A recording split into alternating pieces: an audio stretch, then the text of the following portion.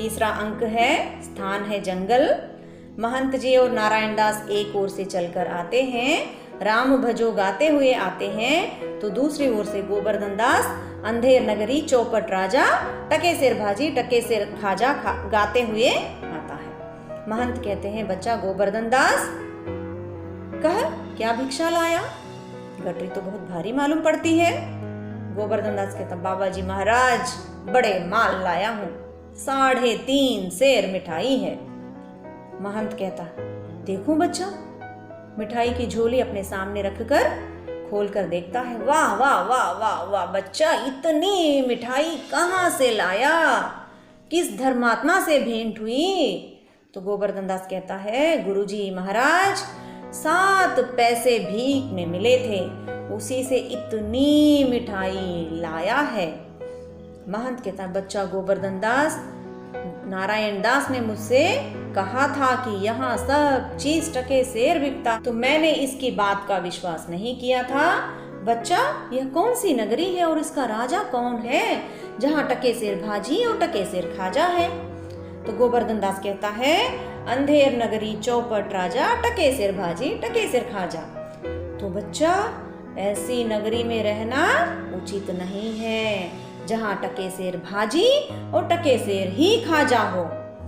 तो दोहा कहते हैं बीच में, सेत सेत सब एक से जहाँ कपूर कपास।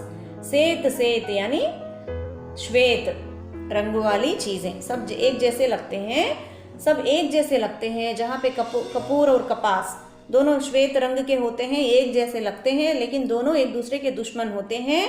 कपूर और कपास को एक साथ नहीं रखना चाहिए, कब दोनों जल मरेंगे पता नहीं। ऐसे देश कुदेश में कबहु न कीजय वास। जहाँ पे श्वेत वस्तु कपूर और कपास को एक साथ रखा जाता है, ऐसे देश में कभी हमें नहीं वास करना चाहिए। कोकिल बायस, बायस यानी कौवा, जहाँ पे कोकिल कोयल और कौवे को एक तरह मानकर एक सम दोनों को एक माना जाता है।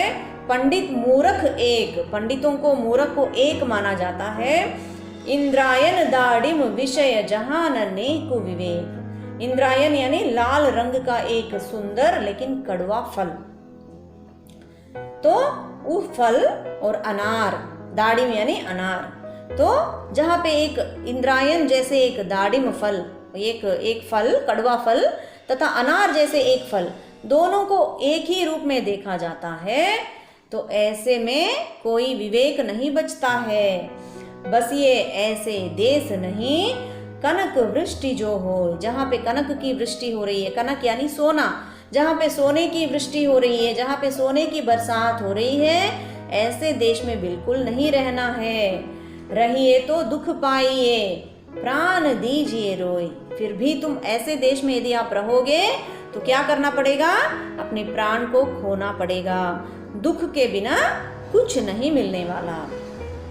सो बच्चा चलो यहाँ से, ऐसी अंधेर नगरी में 1000 मन मिठाई यदि मुफ्त में भी मिले तो भी नहीं रहना है, यहाँ एक क्षण नहीं रहना। लेकिन गोवर्धन दास कहता है, उसको तो मिठाई इतना मन कर दिया है उसका खाने के लिए। वो कहता है, गुरुजी ऐसा तो संसार में कोई देश नहीं होगा जहाँ पे आपको सब कुछ ठीक ठाक रहेगा। 2 पैसा पास रहने से ही मजे से पेट को भरा जा सकता है। मैं तो इस नगरी को छोड़कर नहीं जाऊंगा। और जगह दिन भर मांगो तो भी पेट नहीं भरता है। बाजे बाजे खाली पेट हमें तरसना पड़ता है, भूख के मारे परेशान होना पड़ता है। मैं तो यहीं रहूंगा। महंत फिर से समझाते हैं, देख बच्चा पीछे पछताएगा। तो गोवर्धन दास कहता है, आपकी यदि कृपा रही तो मुझे कोई दुख नहीं होगा। मैं तो यही कहता हूँ कि आप भी यहीं रह जाइए। महंत कहते हैं, मैं तो इस नगरी में अब एक पल के लिए भी नहीं रुकूंगा, एक क्षण भी मैं नहीं रहूंगा। देख मेरी बात मान, नहीं तो तुम पीछे पछताओगे। मैं तो जाता हूँ, पर इतना कहे जाता हूँ कि कभी कोई संकट पड़े तो मेरा स्मरण कर लेना। गोवर्धन दास, प्रणाम गुरुजी, मैं आपका नित्य ही स्मरण करूंगा। मैं तो फिर भी कहता हूँ कि आप भी यहीं रहिए। महंत जी नारायण दास के साथ चलते हैं और गोवर्धन दास बैठकर मिठाई खाता है। यवनिका गिरती है।